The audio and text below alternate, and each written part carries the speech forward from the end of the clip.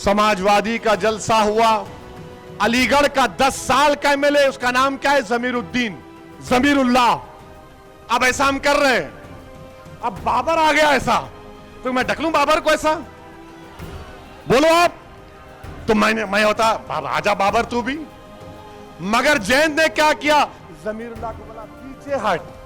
यह है तौहीन मुसलमानों की। बिरादरी का कोई नेता नहीं है तो उत्तर प्रदेश के 19% मुसलमानों के पास उनकी कोई सियासी ताकत भी नहीं है। ये लड़ाई मजलिस की, मेरे अजीज दोस्तों और बुजुर्गों, हिस्सेदारी की लड़ाई है। और याद रखिए, हिस्सा सिर्फ उसी को मिलता है जो अपने वोट से अपने कैंडिडेट को, अपने प्रत्याशी को, अपने उम्मीदवार को कामयाब करता है। इस चुनाव में आने वाले विधानसभा के असेंबली के इंतखाबात में उत्तर प्रदेश के मुसलमानों को अपना हिस्सा लेना है। मुसलमान जीत सकता जरूर है, मगर आपका नेता नहीं बन सकता, आपका लीडर नहीं बन सकता। आपको अपना लीडर बनाना है। नमस्कार, आप देख रहे हैं TV9 उत्तर प्रदेश और मैं हूं यूसुफ अंसारी। उत्तर प्रदेश में चुनावी सरगर्मियां बहुत तेज़ी से बढ़ रही हैं। हालांकि प्रदेश में ठंड का प्रकोप भी लगातार बढ़ता जा रहा है, ओमिक्रॉन का प्रकोप भी है, लेकिन चुनावी सरगर्मियों की वजह से सियासी तापमान काफ़ी चढ़ा हुआ है। असदुद्दीन ओवैसी, जो कि ऑल इंडिया मजलिस इत्तेहादुल मुस्लिमीन के अध्यक्ष हैं, वो मुसलमानों का नेता बनने की यहाँ पर कोशिश कर रहे हैं पुरजोर तरीके से। अपनी पिछली कई रैलियों में उन्होंने ये कहा है कि चूँकि उत्तर प्रदेश के मुसलमानों पर सरकारी जुल्म हो रहा है, सरकार के संरक्षण में जुल्म हो रहा है, और यहाँ मुसलमानों के वोट पर राजनीति करने वाली पार्टियाँ, चाहे वो समाजवादी पार्टी हो, चाहे वो BSP हो, चाहे वो कांग्रेस हो या RLD हो, ये मुसलमानों के हक़ की बात नहीं करती हैं। इसलिए मैं हैदराबाद से यहाँ मुसलमानों का नेता बनने के लिए आया हूँ।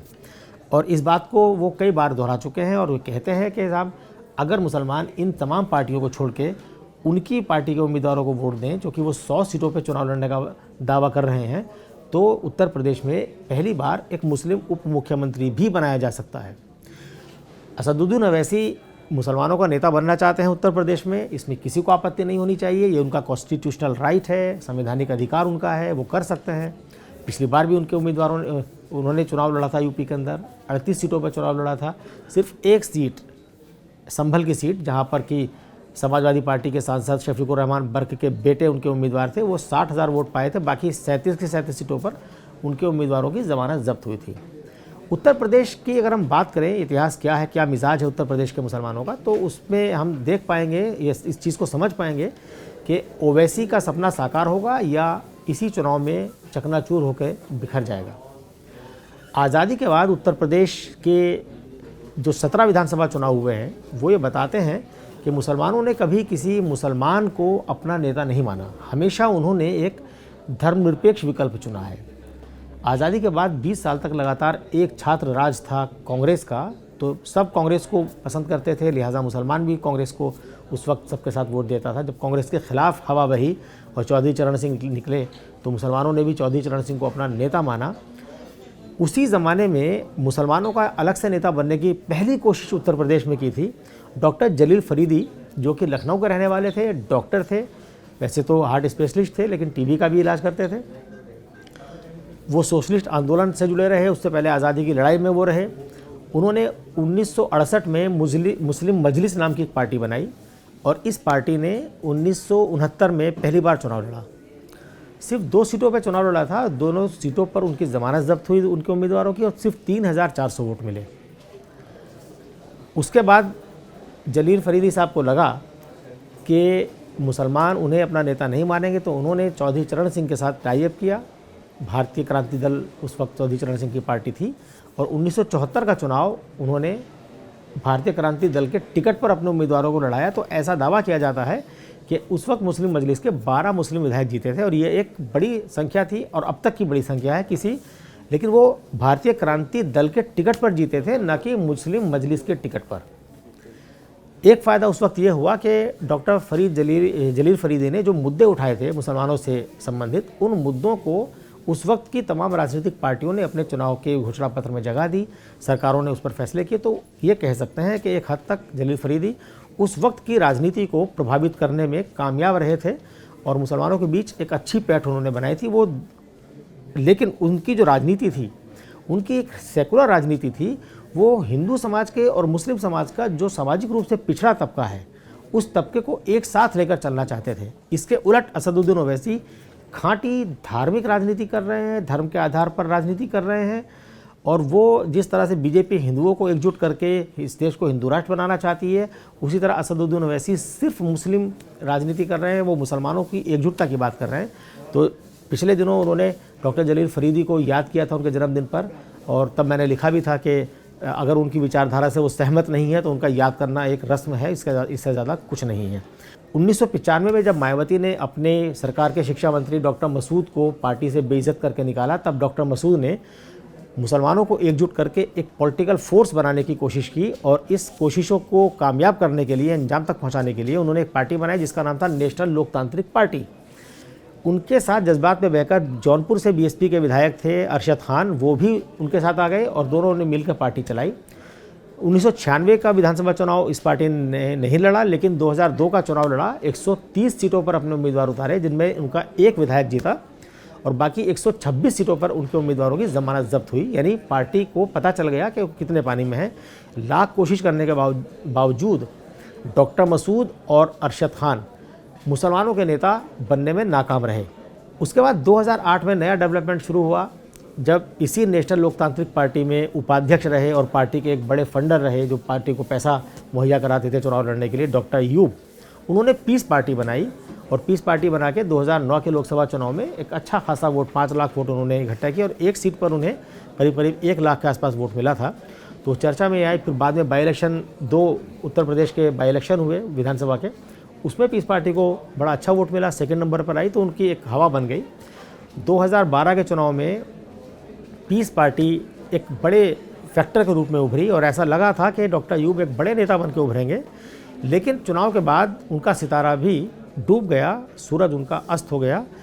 2012 में पीस पार्टी ने 208 विधानसभा सीटों पर चुनाव लड़ा था, जिनमें से 4 सीटें जीती थी। 3 सीटों पर पीस पार्टी दूसरे नंबर पे थी, और कई और सीटों पर उन्होंने 25,000 से लेकर 40,000 तक वोट हासिल किया था, लेकिन 193 सीटों पर उनका ज़मानत भी जब्त हुई थी।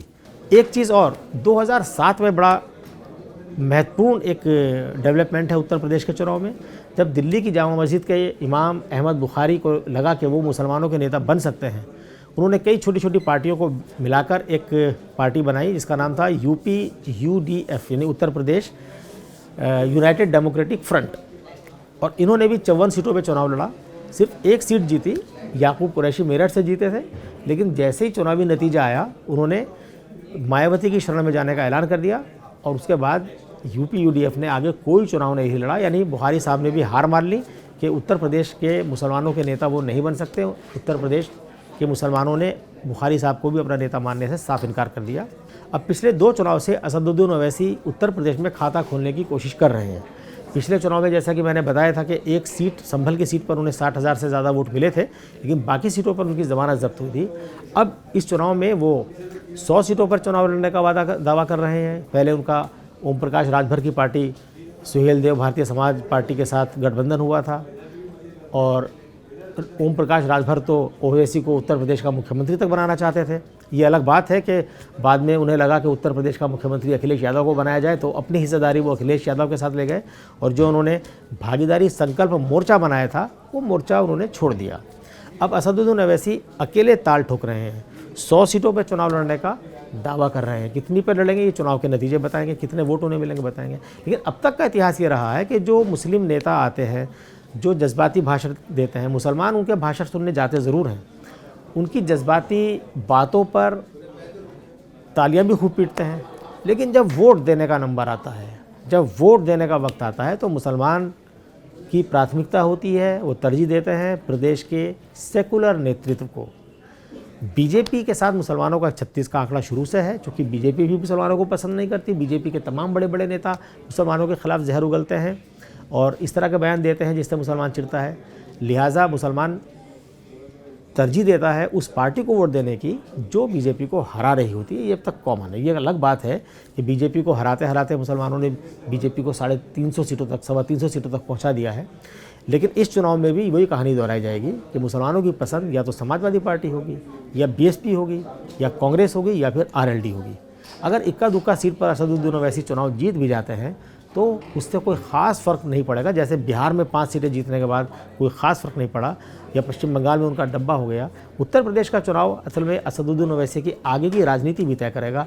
अगर उत्तर प्रदेश में असदुद्दीन ओवैसी बिहार वाला प्रदर्शन दोहराते हैं, यानी 4-5 सीटें जीतते हैं, तो देखेंगे कि उनकी पार्टी एक आध चुनाव और लड़ेगी। लेकिन अगर पश्चिम बंगाल वाला प्रदर्शन हुआ, यानी उनका खाता नहीं खुला, तो फिर आगे किसी और प्रदेश में उनके साथ या उनकी जो स्वीकार्यता है वो कम हो जाएगी, और शायद मुसलमानों के, जज्बाती मुसलमानों के सर पे जो ओवैसी साहब का एक भूत चढ़ता है, शायद वो भी थोड़ा सा उतर जाए। तो कुल मिलाकर के ये कहा जा सकता है कि उत्तर प्रदेश का जो मुसलमान, चूँकि शुरू से एक सेकुलर मिजाज का रहा है और सेकुलर नेतृत्व को पसंद करता रहा है, तो इस चुनाव में भी उसकी पसंद वही होगी। और ये उसका डेमोक्रेटिक राइट भी है कि हर सीट पे मुसलमान अलग पार्टी को वोट देता है, जो कि लोकतांत्रिक तरीका भी है। तो मुझे लगता है कि इससे उत्तर प्रदेश में लोकतंत्र की जड़ें और मजबूत होंगी, और बाकी चुनाव नतीजे बताएंगे कि इसको क्या मिलता है, और इस पर जैसे डेवलपमेंट होंगे हम आगे भी चर्चा करेंगे। फिलहाल इतना ही। नमस्कार।